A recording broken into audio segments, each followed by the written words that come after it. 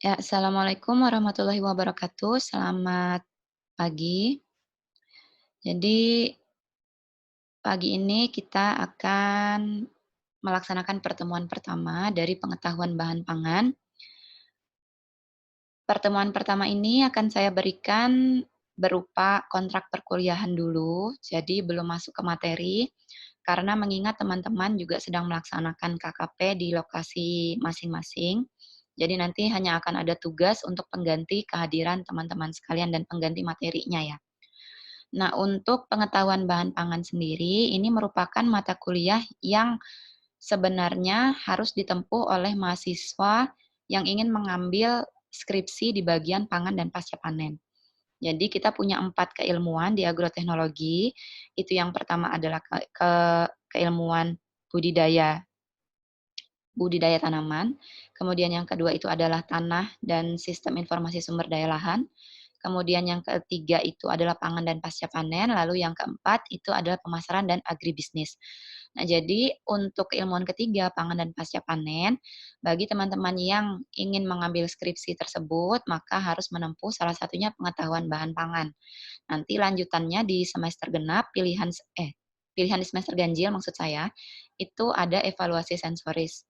Kalau tidak mengambil kedua mata kuliah itu, nanti pada saat skripsinya itu akan mengalami kesulitan karena kita di agroteknologi itu dia lebih banyak me lebih lebih mengedepankan budidaya ya, budidaya dan tanah. Jadi dibandingkan dengan pangan dan juga agribisnisnya.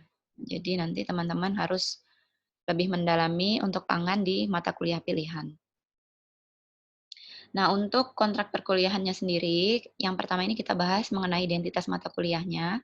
Jadi, sebenarnya pengetahuan bahan pangan ini juga termasuk dalam mata kuliah baru yang disusun di kurikulum baru kita. Jadi nanti mahasiswa semester atas yang memang ingin mengikuti mata kuliah ini baru bisa diambil sekarang karena sebelum-sebelumnya itu belum ada mata kuliah untuk pengetahuan bahan pangan. Jadi kenapa kok ditambahkan mata kuliah ini, karena selama ini untuk teman-teman yang menempuh skripsi pangan dan pasca panen itu ternyata mengalami kesulitan dalam mengikuti materi yang diangkat di skripsi tersebut. Jadi harus belajar dari awal maksudnya. Sehingga perlu mata kuliah dasar yang harus ditempuh sebelum mengambil skripsi tersebut. Nah, untuk kode mata kuliahnya sendiri itu ada 31PL 2010 2010. SKS-nya itu jumlahnya adalah 3, jadi dua SKS untuk tatap muka, tugas mandiri, dan juga UTS dan lain-lain. Kemudian yang satunya itu adalah praktikum.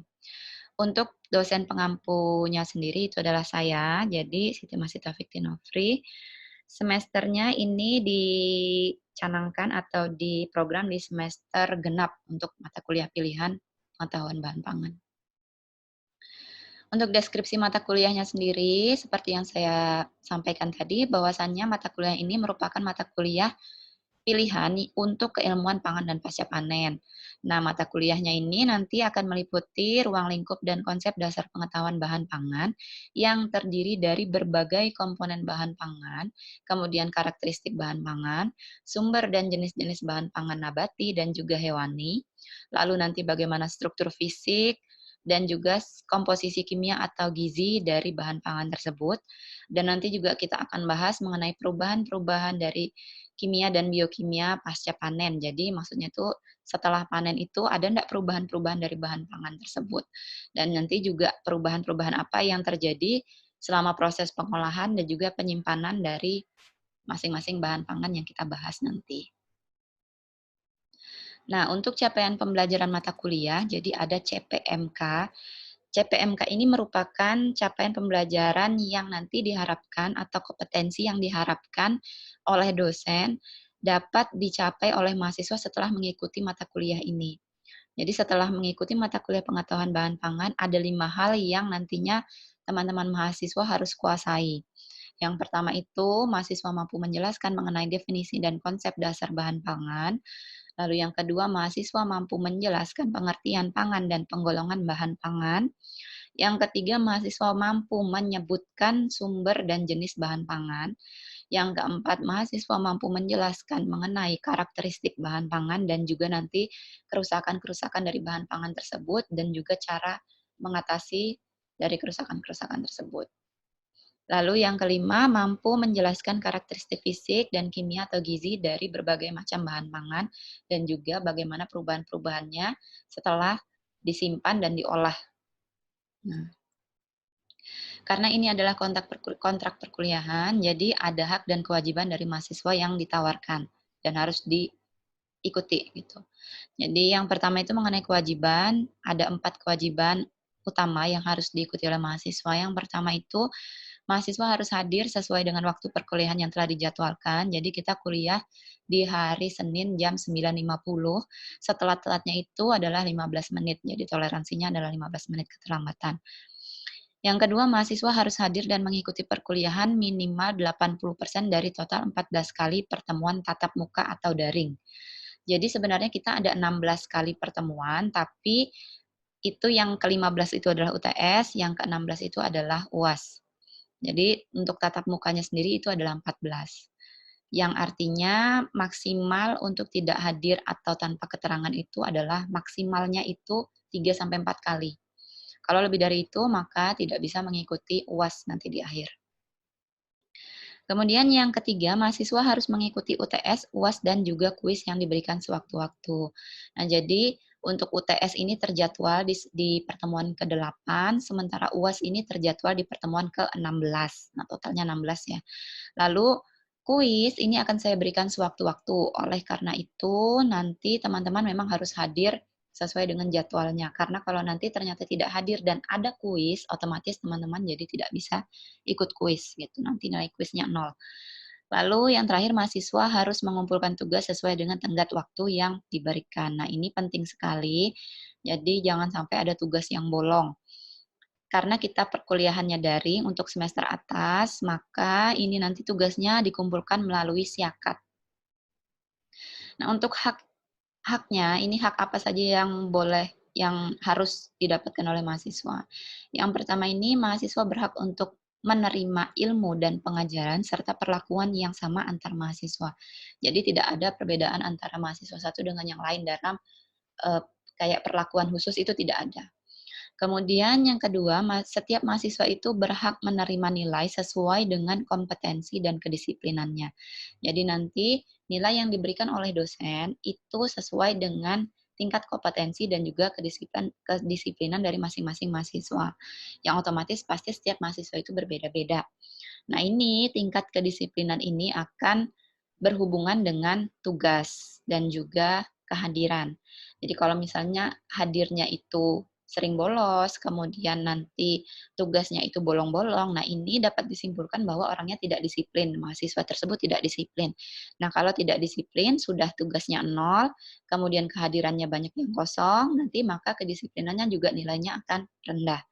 Karena seperti yang teman-teman ketahui, Universitas Kaltara itu kita juga menilai kedisiplinan atau karakter. Jadi karakter mahasiswa itu salah satunya adalah tingkat kedisiplinan. Jadi nanti, nah di sini evaluasi akhirnya untuk karakter di sini seperti yang saya sampaikan tadi itu bobotnya 10%. Jadi salah satu dari karakter itu adalah kedisiplinan, kemudian ada keaktifan, lalu nanti ada kejujuran, sama yang satunya itu apa saya lupa, pokoknya ada 4 itu.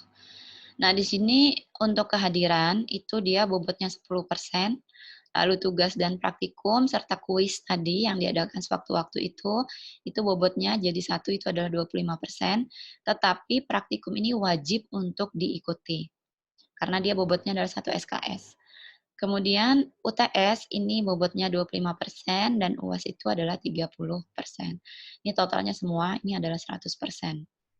Jadi bagi teman-teman yang sudah pernah menempuh perkuliahan dengan saya sebagai dosennya, itu saya rasa sudah paham bagaimana karakter dalam berkuliah bersama saya. Jadi nanti tolong diikuti supaya nanti nilai akhirnya dan dapat ilmunya, nilai akhirnya juga bisa diperoleh dengan baik.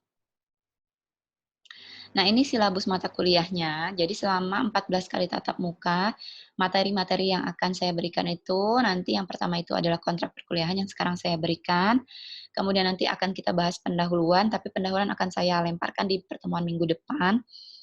Dan kemudian nanti ada pangan sebagai sumber zat gizi dan penggolongan bahan pangan itu seperti apa, lalu karakteristik bahan pangan itu apa saja, dan kalau misalnya ada kerusakan, kerusakan bahan pangan itu apa saja, dan bagaimana cara kita mengatasi atau mencegah dari kerusakan bahan pangan tersebut.